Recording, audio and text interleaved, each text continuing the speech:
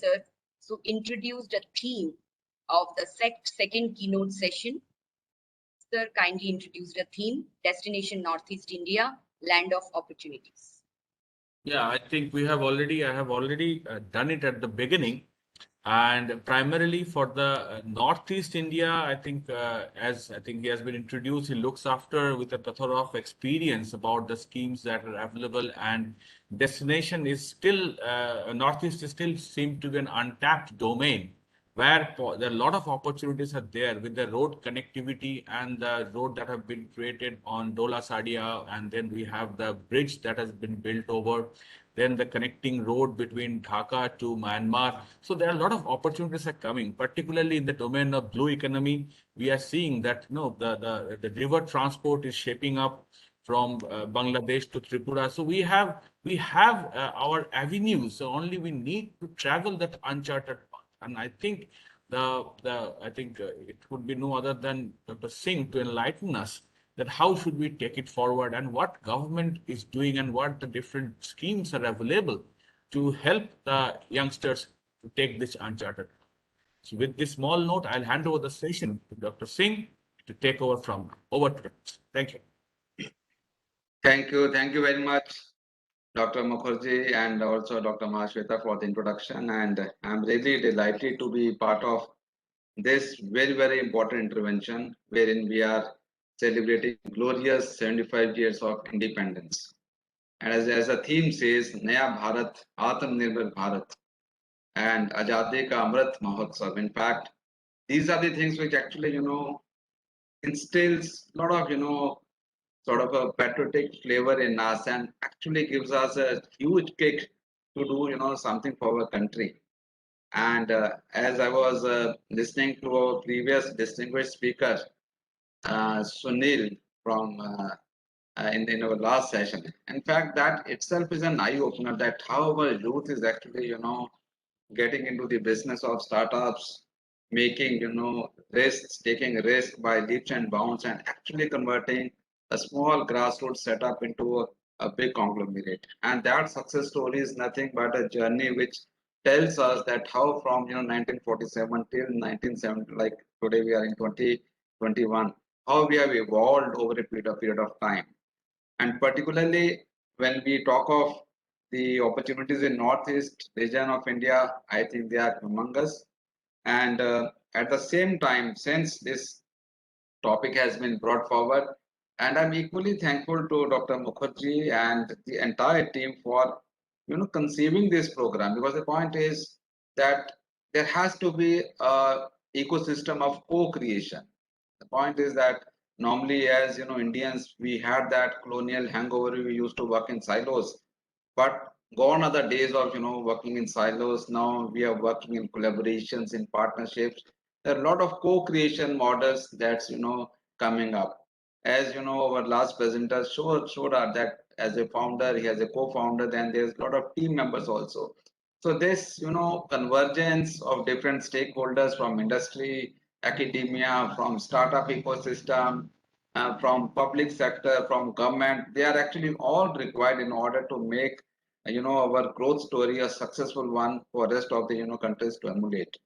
And at the outset, I am highly thankful to National Institute of Rural Development and PR, NERC, Guwahati, and Department of Business Management, Tripura University for giving me this opportunity. And as we are talking of this glorious 75 years of independence, right now we are actually talking of we are trying to celebrate our freedom of progressive India and also the history of its people, about our culture and the achievements. And this entire 75-week program that will be done in a matter of around 2 years, this will actually reflect the spirit of our freedom struggle, and also it will offer a tribute to the martyrs who actually made us to be here in this independent country. And as I've told you, like in our last session also, like itself, we have seen that that the business, the ecosystem for any business entity is not only meant only for big wigs or big conglomerates. Even a person from a humble background can actually create a strong legacy in terms of making a big empire. And the success story that we have seen in the last presentation, it actually gives us a total overview that how we have come a long way and what all strides we have made in terms of industry, in terms of scientific achievements, in terms of our the digital transformation that we are going, and above all also lifting millions of people out of the poverty. And this program is definitely a step in the direction wherein we are trying to inculcate the sense of responsibility and conscious action from both the leadership side, from the leaders who are there in the industry and in government, and also each and every citizen who is very, very critical in surmounting the challenges that our country is facing, and how we can actually achieve the landmark schemes of the government of India, like digital India, Startup India, Skilled India, Startup India. Actually, it should see the light of the day, wherein the objectives of all the government schemes and policies actually manifest in a practical way. And when we are talking of this particular important area, Northeast India, in PhD Chamber, we have a very, very strong NER chapter wherein we are covering entire 8 states. And as we know that this particular, all these 8 states, they cover around close to 8% of India's land and around 3.1% of India's population, and also is the gateway of Southeast Asia. So this actually shows us that we need to actually have strategies for collaboration, and also one of the important hallmark of this is that there has to be the connectivity is the central theme for all the other things to manifest. And a strategic roadmap that government of India is making with the help of all stakeholders, with the help of academia, civil society and private sector, is actually trying to unleash the great potential of Northeast region, that is not just a self-sustaining economic unit of India, but also it will highly contribute to the success story of our country. And if we see this area particularly in terms of the critical success factors, because since we day in day out we try to have a lot of dialogues with the local members of NER area, particularly from industry and corporate fraternity. So some of the critical success factors and some of the comparative advantages, they lie in some of the sectors like horticulture, handloom, handicrafts, rural industries, waterways, tourism, and there are a lot of because of the close proximity of Southeast Asian countries, the tourism hub is one of the important added advantage that we need to actually unveil. And as we know that particularly from tourism sector as such, it is one of the largest employment generators in India and also in the NER region. And one of the main objectives of the policy of tourism that government of India has unveiled, and it's going to consolidate it. They want to actually position tourism as the major engine of economic growth, so that it can actually has a direct and a multiplier effect on employment and also poverty eradication in a sustainable manner, wherein there is an active participation of all segments of the society. For example, like PhD Chamber, we have started a series of border tourism program in NER. In fact, tomorrow there is a program wherein we are covering Manipur state. We have covered Meghalaya, Nagaland, and the type of potential that we are seeing in terms of giving a strong nudge to the border districts of NER region. They need some sort of hand holding, because the thing is the potential already wherein we are actually able to connect the dots involving the local community, which will have a multiplier effect on the overall socio-economic development of that particular state. And as we know that in tourism, the adventure tourism, ecotourism, wildlife tourism, wellness tourism. In fact, there's also tea tourism that's happening right now, wherein the foreign nationals and also Indians from different states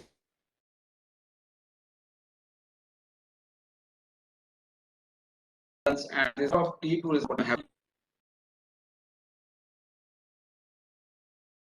Since he is from the tea industry, so probably the emphasis on tea tourism can be one of the game changers, particularly in the tourism industry. Now, medical tourism is another essence that has been added, and these all things are actually providing the core competencies of Northeast in terms of the growth and development. And as we know, since 2014, the Indian government has rebranded the Look East policy as the Act East policy, wherein now we have to start doing action.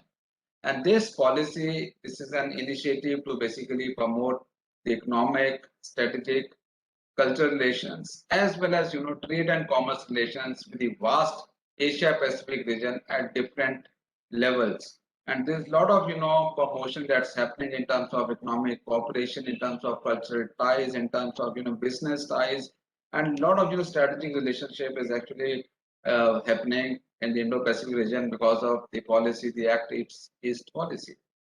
Now, another important, critical success factors that we see, like while discussing with many industry leaders, that the Northeast region, it holds a great significance from the ecological and evolutionary point of view.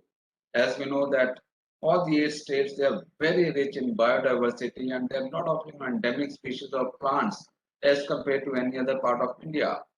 And as we know that we also have a lot of species in medicinal plants, minerals, herbs, forest resources, mineral resources, and all these things actually are contributing to the basic strengths of Ayush systems of medicine. As we know that Government of India has made the Ministry of Ayush that is actually trying to do convergence of all over the traditional system and alternative system of healthcare, and there's a lot of priority is happening particularly in any area in the Ayush infrastructure. And in fact, of late there was a decision by Government of India to actually handhold some of the Ayush colleges, and there has been increased financial assistance to states to establish new Ayush colleges also. And there is a mission which is known as National Ayush Mission, wherein rupees 70 crore has been dedicated as the fund to actually evangelize the Ayush colleges and set up the new Ayush colleges. So this is one of the important thrusts Government of India is doing, and I'm sure that this will be a game changer, particularly as far as the healthcare industry goes in NER. Another important thing from agriculture perspective, as we know, the bamboo. This is one of the important sectors that has the potential to fulfill the Atmanirbhar Bharat mission. And as we know that bamboo, it has a variety of uses like in construction, in interior decoration, handicrafts, agarbatti making. Also, it's an important biofuel resource. And now bamboo is considered as the new fuel of new engine that is will be the important part for the North India's growth story to actually happen. And Government of India was very they have taken a very important decision in 2017, wherein there was a reclassification of bamboo as a grass and not as a tree. And this actually has resulted in lifting restrictions on its cutting and transportation. Therefore, the Northeast region was actually able to upscale the commercial plantation. So this way, this is actually helping, the local industry to actually, decrease their, dependence on import of raw bamboo from China and Vietnam, and this is actually giving a strong fillip to the Atmanirbhar Bharat mission.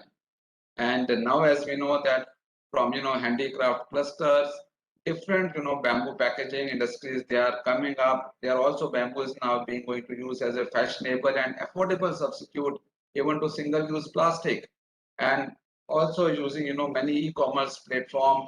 There's a lot of business sustainability and marketability that is happening in this space. Another important avenue and opportunity the Northeast region of India gives is particularly in terms of services sector. And as we know that right now the service sector contributes to 66% of India's GDP, and also it is the fastest growing sector and currently growing to close to 9.2%. And this is also giving a lot of fillip in all entire 8 states in terms of government initiatives for Make in India, Skill India, Startup India, Digital India. And we have seen that many industries in NER states, they have grown at double digit in the last few years, which are all backed by digital technologies and all institutional mechanisms which was facilitated through different government policies and schemes. And above all, the high literacy rate and also the availability of English speaking and writing workforce, it gives this region and abundance of human resources who can be effectively engaged in developing the services sector. So I am sure that this is going to be one of the biggest game changer in times to come to actually, make NER as the capital for the services, industry for the entire India. And in terms of sustainability, as we know that there's a lot of traction which is made by Government of India on sustainable development goals. And as a part of sustainable development agenda, we have to attain all the goals by 2030. And Niti Aayog, it releases sort of, the SDG index report every year. And this year, they also made the Northeastern Region District SDG index report 21-22, and wherein it was a pleasure to see that East Sikkim has topped in terms of meeting sustainable development goal. And out of all the 103 districts in NER which were considered for marketing, 64 districts they came to the front runner category, and 39 districts were in performer category. So this all shows that all these government schemes and policies, particularly for industrial development and also to actually improve the human capital index, they are all growing year by year. So this actually shows that this will actually strengthen the SDG agenda of our country, and this will also help in adoption, implementation, and monitoring of entire SDG framework, so that we are not left out of the race for achieving all sustainable development goals by 2030. And when we come to the education ecosystem in NER, and this is also one of the another important critical success factor for all the 8 states, because now NER, it has over the last decades it has grown many number of quality education institutions, and also it is now coming to the level of becoming an important hub for education, not only for Indians but also from many foreign countries. And as we know that the literacy rate in all these northeast region, it's quite high, as most of the northeastern states, they are above the national average literacy rate of close to 78%. And this is actually giving a lot of flip to the education ecosystem in this area. And because we know that many of the universities and higher education institutions, they are providing world class infrastructure and teaching resources.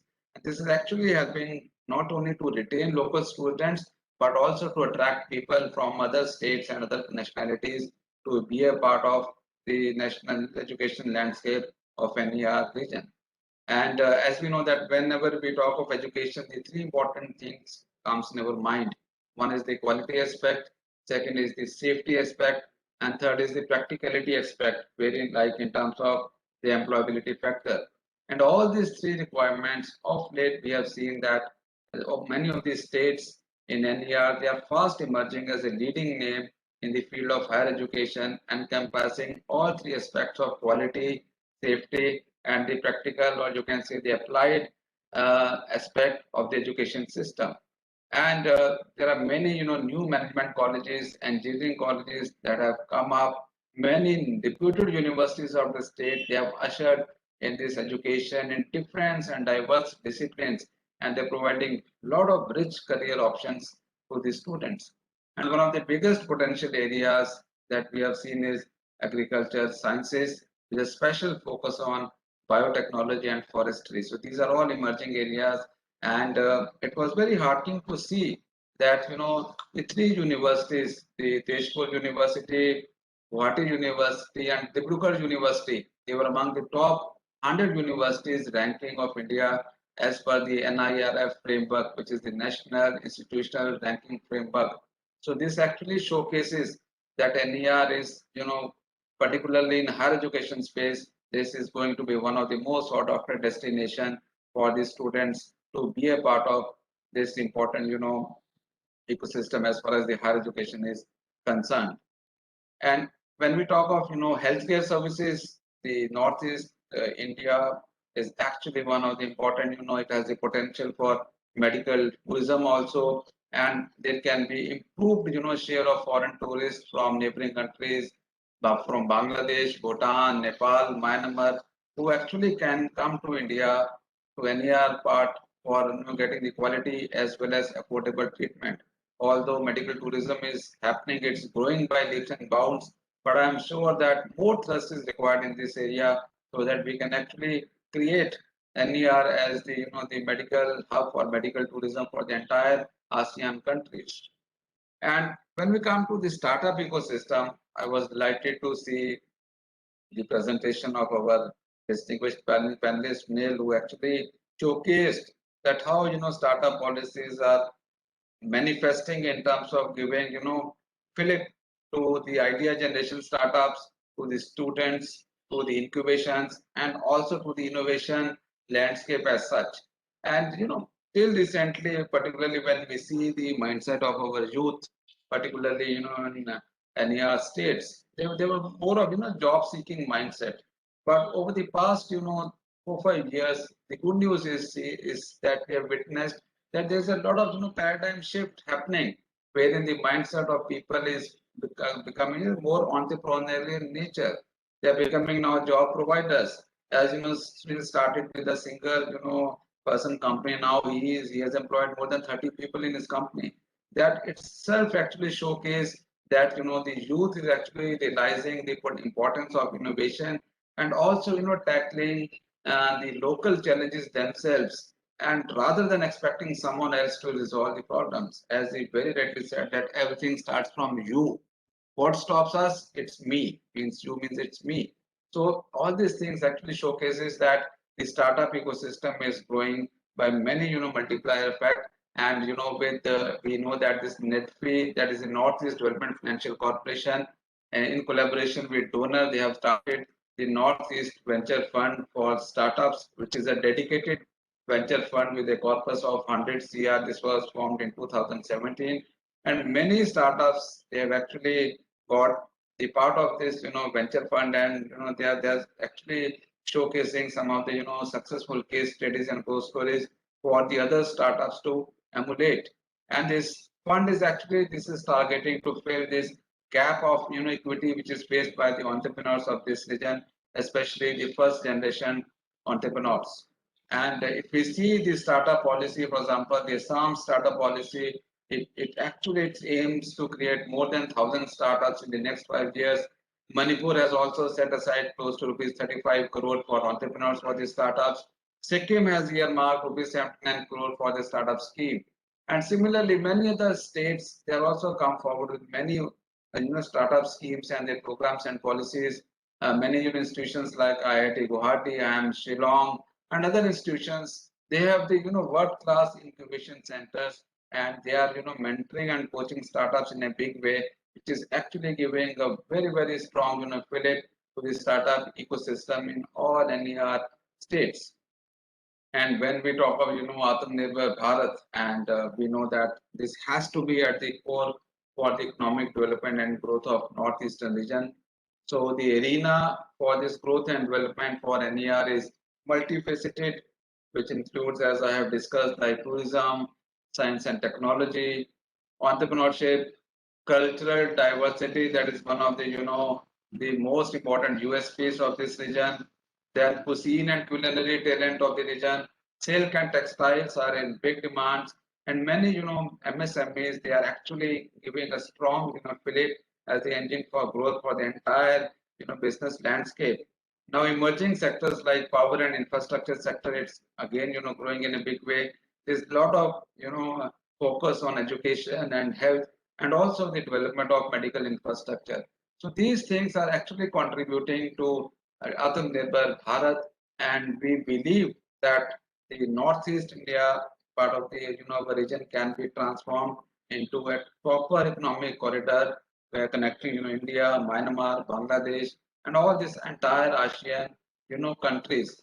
So this integration will actually give a strong fillip for mainstreaming the economic landscape, and I'm sure that the models that Government of India is giving, particularly for industry development, and also for new policies like Digital India, Startup India, Stand Up India, SIDBI fund of funds. These are actually going to surmount all the challenges which are being faced by the the industry, particularly by the MSME.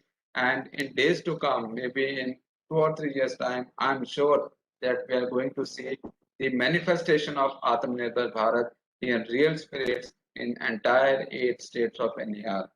So with this, I am thankful to all, and at the same time, I believe, when we are talking of, poverty, when we are talking of something called as, people in BPL category, I'm a firm believer that opposite of poverty is not wealth. The government grants, scheme policies, they are definitely required till a certain time. But I think the opposite of poverty is not wealth. The opposite of poverty is education and skill development. If we are able to educate our youth, if we are able to impart employable skills and entrepreneurship skills, I'm sure that NER is going to be one of the important engines for the growth for the entire country. So with this, thank you very much. Thank you, Dr. Mukherjee, for giving me this opportunity to be part of panel to this very, very elite and distinguished group. Thank you very much indeed. Jai Hind. Thank you, sir, for your such an informative and wonderful deliberation. And we are fortunate to have you, and we look forward towards further association. And I request the participant, if you have any question, you can ask, sir.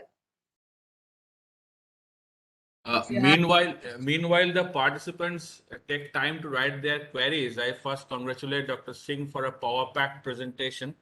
And one thing I'd be very inquisitive to know, is there any provision? Because you have already, given the bait to us that some of the universities, they have been able to set up their incubation center. And I take the pride in saying that we do have one small incubation center in this department, which is hosting this webinar.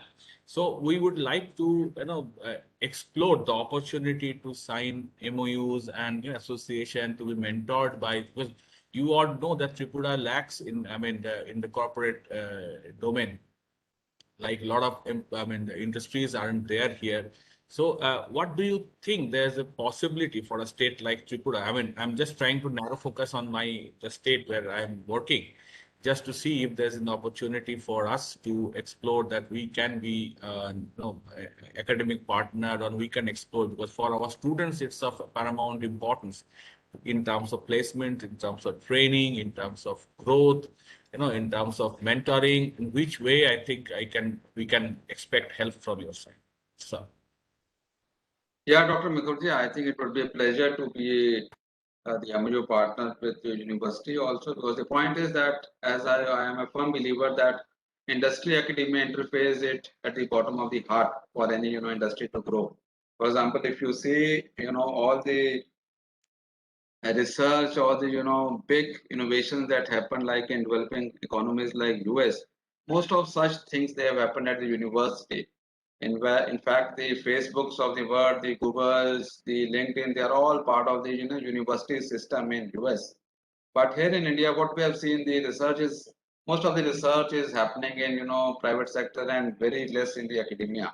So we need to actually change this tectonic shift wherein we can create a proper ecosystem wherein some research and development, the applied research and development can actually happen at the university level, at the institution level, and then it can be taken further to the private sector for commercialization and for marketing.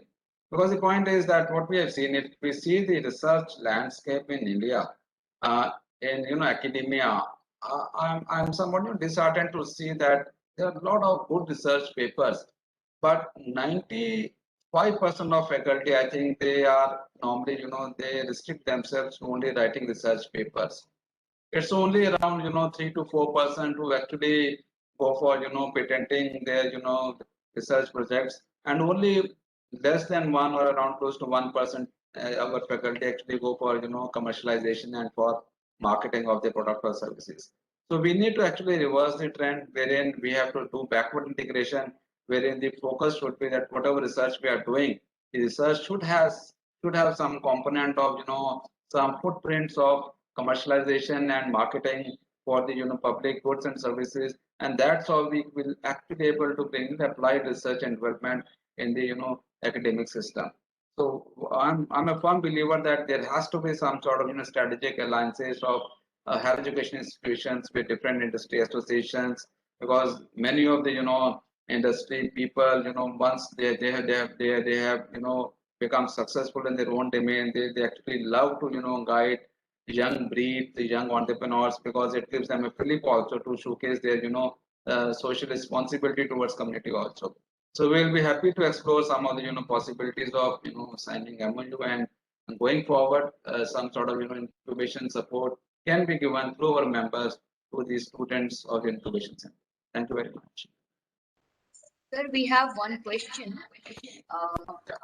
and it is from Suchitra Rani Das. She is writing that, sir, as we know, any region is developing continuous basis, but sir, still remained historically underdeveloped in terms of industrial growth.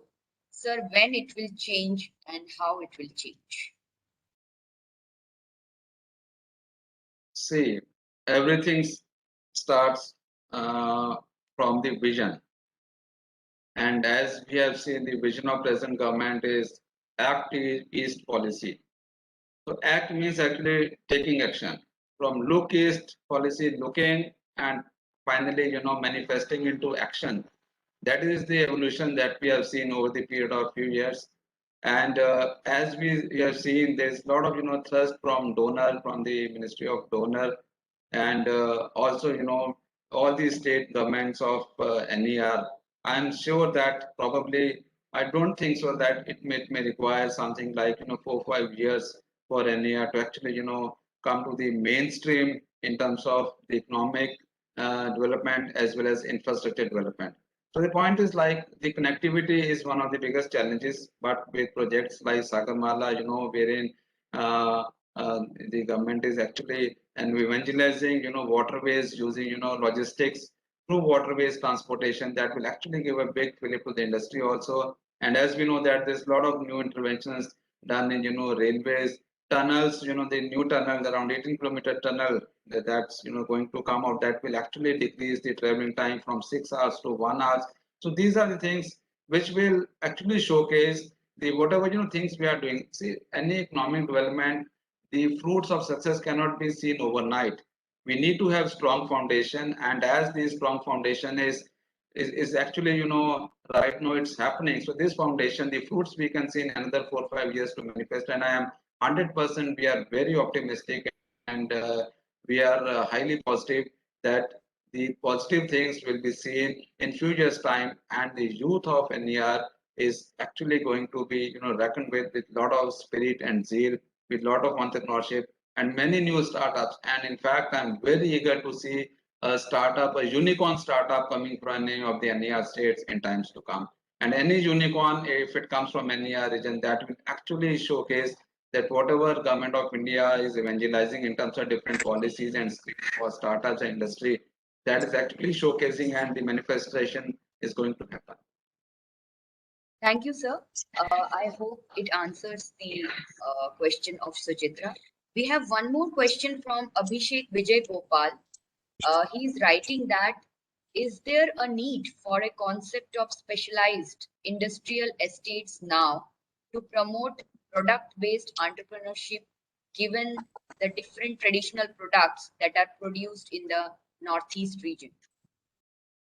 Yeah, definitely. In fact, we believe that, since the industry clusters, or you can say the industrial estates, as we see, they are very, very important in terms of evangelizing a product. For example, if you see, particularly in Uttar Pradesh, they have started ODOP, one district, one product, wherein each and every district is, earmarked with a particular product as per their USP, as per their core competency.